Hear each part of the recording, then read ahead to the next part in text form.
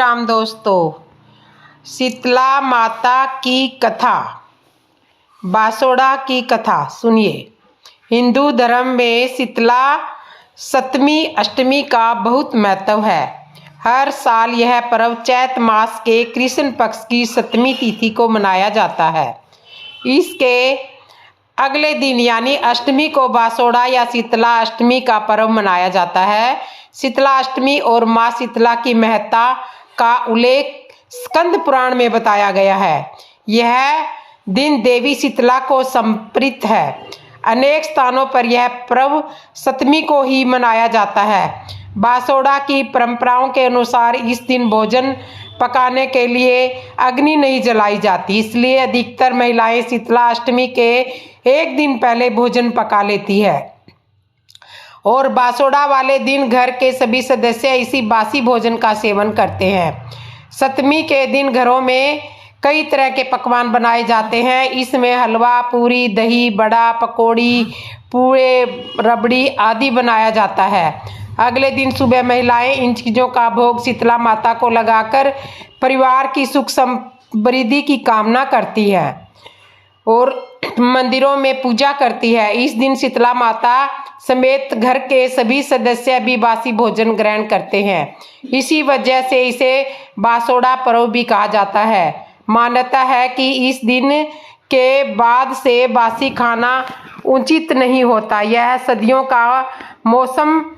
का मौसम खत्म करने का संकेत होता है और इसे इस मौसम का अंतिम दिन माना जाता है। इस पूजा को करने से शीतला माता प्रसन्न होती है और अनेकों आशीर्वादों से दाह जवर, पित्त जवर, विस्फोटक, दुर्गंध युक्त फोड़े, शीतला की फुंसियाँ, शीतला जनित दोष और नेत्रों के समस्त रोग दूर हो जाते हैं। यह व्रत चैत मास के कृष्ण पक्ष में अष्टमी या लोकाचार में होली के बाद पड़ने वाले सोमवार अथवा गुरुवार को भी किया जाता है। शुक्रवार को भी इसके पूजन का विधान है, परंतु रविवार, शनिवार अथवा मंगलवार को शीतला का पूजन ना करें। इन वारों में यदि अष्टमी तिथि पड़ जाए तो पूजन आवश्यक कर लेना चाहिए। इस व्रत के प्रभाव से व्रती का परिवार जवर, दुर्गंध युक्त फोड़े, फुंसियों, नेत्रों से संबंधित सभी विकार, शीतला माता की फुंसियों के चिन्ह आदि रोगों तथा शीतला जनित दोषों से मुक्त हो जाता है। इस व्रत के करने से शीतला देवी प्रसन्न होकर अपने भक्तों को आशीर्वाद प्रदान करती है। हर गांव, नगर तथा शहर में शीतला जी का मंदिर, मठ होता है।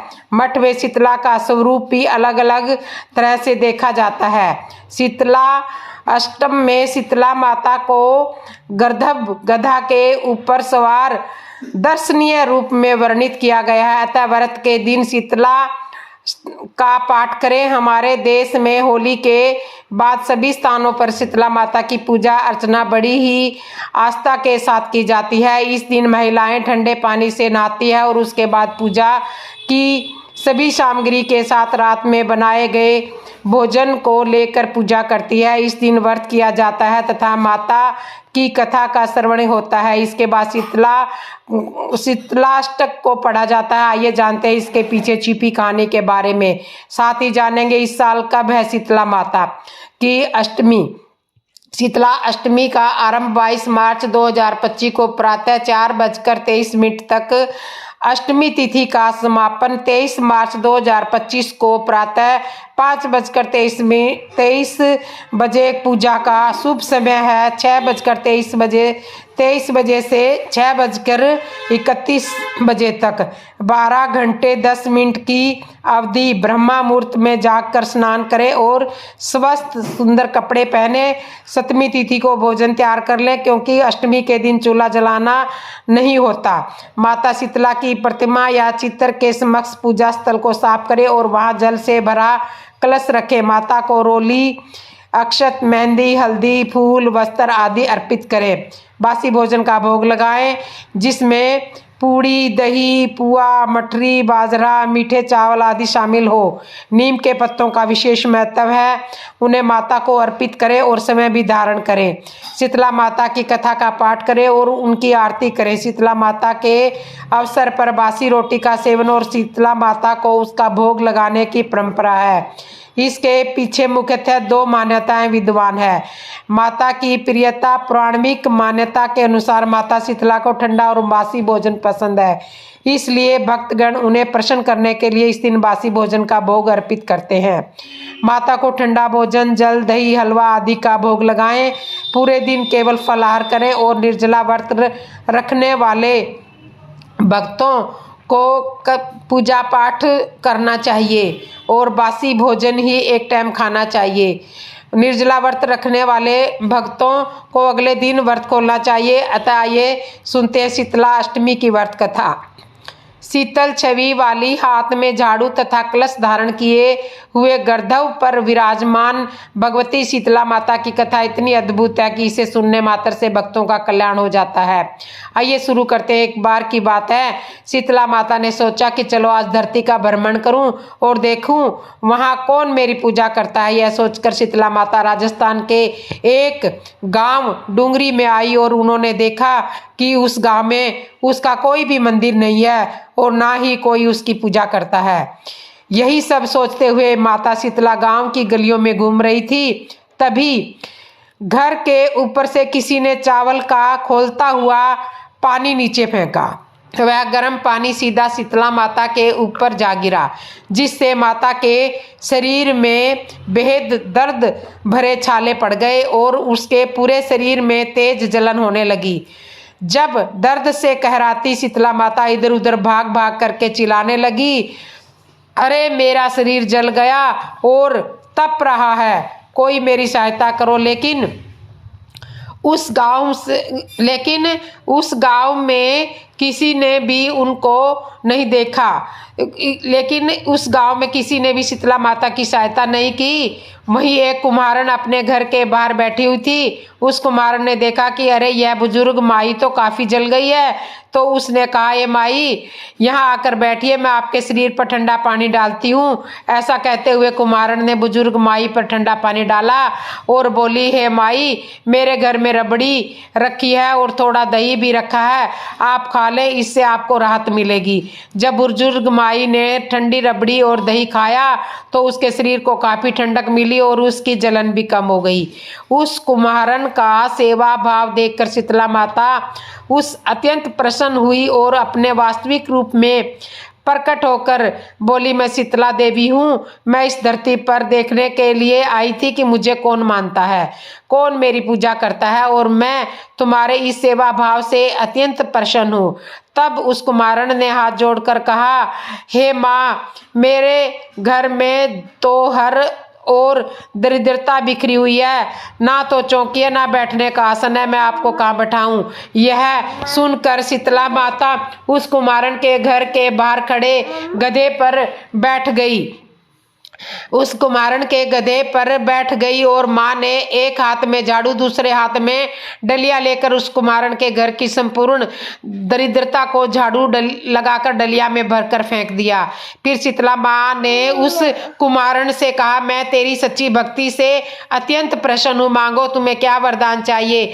तब कुम्हारन ने विनम्रता के साथ कहा, हे माता, मेरी इच्छा है आप इसी डूंगरी गांव में स्थापित होकर यही निवास करें और जिस प्रकार आपने मेरी निर्धनता को अपनी झाड़ू से साफ कर दिया, वैसे जो भी भक्त होली के बाद की अष्टमी को भक्ति भाव से पूजा करे, आपको ठंडा जल, दही व बासी भोजन का भोग लगाए, उसके घर की दरिद्रता आप दूर करना एवं आपकी पूजा अर्चना करने वाली सभी स्त्रियों की गोद हमेशा भरी रखना, उनकी संतान को निरोगी और सुखी जीवन का आशीर्वाद देना। तब शीतला माता ने तदास्तु कहते हुए कुम्हारन की इच्छा पूर्ण की। मान्यताओं के अनुसार उसी दिन से डूंगरी गांव में शीतला माता सदा के लिए विराजमान हो गई और इसके बाद से वह गांव सील की डूंगरी नाम से भी जाना जाने लगा।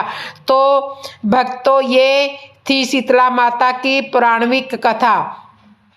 शीतला माता की पौराणिक कथा। आप शीतला माता की पूजा के समय इस कथा को अवश्य सुने। आपके समस्त कष्टों, रोगों और निर्धनता रूपी असुर का संहार कर माँ शीतला आपका कल्याण करेगी। इसी विश्वास के साथ आइए साथ मिलकर बोलते हैं जय शीतला माता की। अब आइए सुनते हैं शीतला माता की दूसरी कथा। एक बार एक राजा के इकलौते पुत्र को शीतला यानी कि चेचक निकली। उसी के राज्य में एक कांची पुत्र को भी शीतला निकली हुई थी। कांची परिवार बहुत गरीब था, पर भगवती का उपासक था। वह धार्मिक दृष्टि से जरूरी समझे जाने वाले सभी नियमों को बीमारी के दौरान भी भली भांति निभाता रहा। घर में साफ सफाई का विशेष ख्याल रखा जाता था। नियम से भगवती की पूजा होती थी। नमक खाने पर पाबंदी थी। सब्जी में न तो छौंक लगता था और न कोई वस्तु भुनी तली जाती थी। गर्म वस्तु न वह समय खाता था और न शीतला वाले लड़के को देता था। ऐसा करने से उसका पुत्र शीघ्र ही ठीक हो गया। उधर जब से राजा के लड़के को शीतला माता ने देखा, उधर जब से राजा के लड़के को शीतला का प्रकोप हुआ था, तब से उसने भगवती के मंडप में सतचंडी का पाठ करना शुरू करवा रखा था। रोज हवन व बलि दान होते थे। राजपुरोहित भी सदा भगवती के पूजन में निमग्न रहते। राजमहल में रोज कढ़ाई चढ़ती, विविध प्रकार के गर्म स्वादिष्ट भोजन बनते, सब्जी के साथ कई प्रकार के मांस भी पकते थे। इसका परिणाम यह था कि उन लजीज भोजनों की गंध से राजकुमार का मन मचल उठता। वह भोजन के लिए जिद करता। एक तो राजपुत्र और दूसरे इकलौता, इस कारण उसकी अनुचित जिद भी पूरी कर दी जाती थी।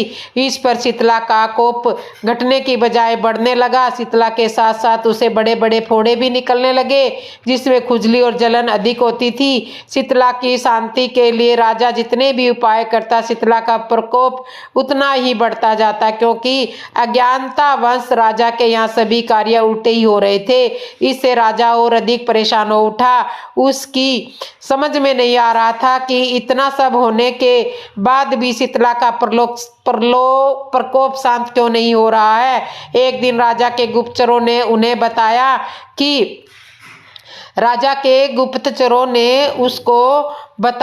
कि कांची पुत्र को भी शीतला निकली थी, पर वह बिल्कुल ठीक हो गया। यह जानकर राजा सोच में पड़ गया कि मैं शीतला की इतनी सेवा कर रहा हूँ, पूजा व अनुष्ठान में कोई कमी नहीं है, पर मेरा पुत्र अधिक रोगी होता जा रहा है, जबकि कांची पुत्र बिना सेवा पूजा के ही ठीक हो गया। इसी सोच में उसे नींद आ गई। श्वेत वस्त्र धारणी भगवती ने उसे स्वप्न में दर्शन देकर कहा, राजन, मैं तुम्हारी सेवा अर्चना से प्रसन्न हूँ, इसलिए आज भी तुम्हारा पुत्र जीवित है। इसके ठीक न होने का कारण यह है कि तुमने शीतला के समय पालन करने वाले नियमों का उल्लंघन किया है। तुम्हें ऐसी हालत में नमक का प्रयोग नहीं करना चाहिए। नमक से रोगी के फोड़े में खुजली होती है।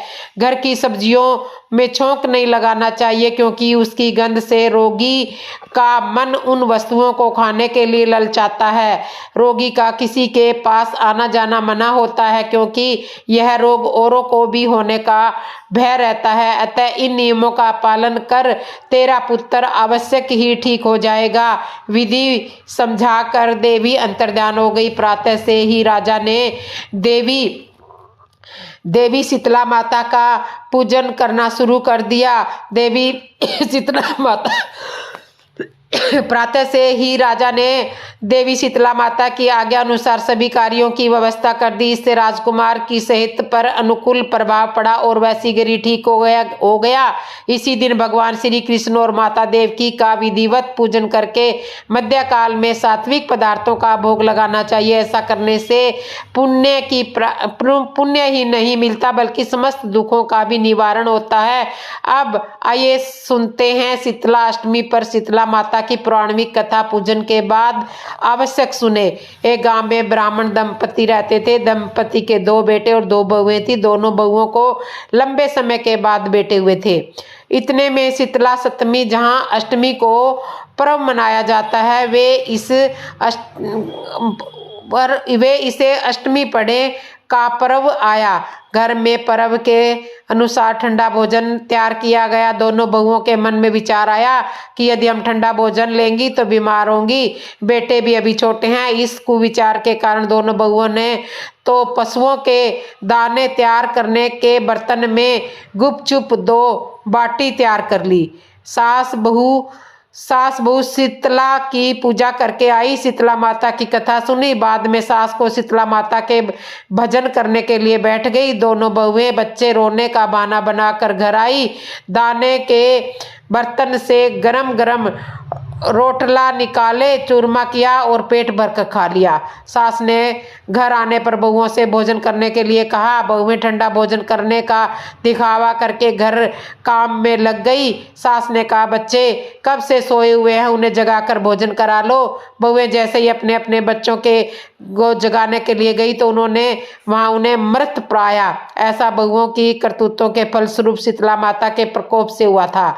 बहुएं विवश हो गई। सास ने घटना जानी तो बहुओं से झगड़ने लगी। सास बोली कि तुम दोनों ने अपने बेटों की बदौलत शीतला माता की अवहेलना की है, इसलिए अपने घर से निकल जाओ और बेटों को जिंदा स्वस्थ लेकर ही घर में पैर रखना। अपने मृत बेटों को टोकरे में सुलाकर दोनों बहुएं घर से निकल पड़ी। जाते जाते रास्ते में एक जीर्ण वृक्ष आया। वह खेजड़ी का वृक्ष था। इसके नीचे ओरी शीतला दोनों बहनें बैठी हुई थी। दोनों के बालों में विपुल प्रमाण में जूं थी। बहुओं ने थकान का अनुभव भी किया था। दोनों बहुएं ओरी और शीतला के पास आकर बैठ गई। उन दोनों ने शीतला और ओरी के बालों से खूब सारी जूं निकाली। जूओं का नाश होने से ओरी और शीतला ने अपने मस्तक में शीतलता का अनुभव किया। कहा, तुम दोनों ने हमारे मस्तक को शीतल ठंडा किया है, वैसे ही तुम्हें पेट की शांति मिले। दोनों बहुएं एक साथ बोली कि पेट का दिया हुआ ही लेकर हम मारी मारी भटकती हैं, परंतु शीतला माता के दर्शन हुए नहीं है। शीतला माता ने कहा कि तुम दोनों पापनी हो, दुष्ट हो, दुराचारिणी हो, तुम्हारा तो मुंह देखने का भी सौभाग्य नहीं है। शीतला सप्तमी के दिन ठंडा भोजन करने के बदले तुम दोनों ने गर्म भोजन कर लिया था। यह सुनते ही बहुओं ने शीतला माता को पहचान लिया। देरानी जिठानी ने दोनों माताओं का वंदन किया। गिड़गिड़ाते हुए कहा कि हम तो भोली भाली है, अनजाने में गरम खा लिया था। आपके प्रभाव को हम जानती नहीं थी। आप हम दोनों को क्षमा करें। पुनः ऐसा दुष्कर्तव्य हम कभी नहीं करेंगी। उनके पश्चाताप भरे वचनों को सुनकर दोनों माताओं को शीतला माता ने आशीर्वाद दिया। शीतला माता ने मृतक बालकों को जीवित कर दिया। बहुएं तब बच्चों के साथ लेकर आनंद से पुनः गांव लौट आई। गांव के लोगों ने जाना कि दोनों बहुओं को शीतला माता के साक्षात दर्शन हुए थे। दोनों का धूमधाम से स्वागत करके गांव में प्रवेश करवाया। बहुओं ने कहा, हम गांव में शीतला माता के मंदिर का निर्माण कराएंगी। चैत महीने में शीतला सप्तमी के दिन मात्र ठंडा खाना ही खाएंगी। शीतला माता ने बहुओं पर जैसी अपनी दृष्टि की वैसी कृपा सब पर करे। श्री शीतला माँ सदा हमें शांति, शीतलता और आरोग्य दे। शीतला माता की बोलो शीतला माता की जय।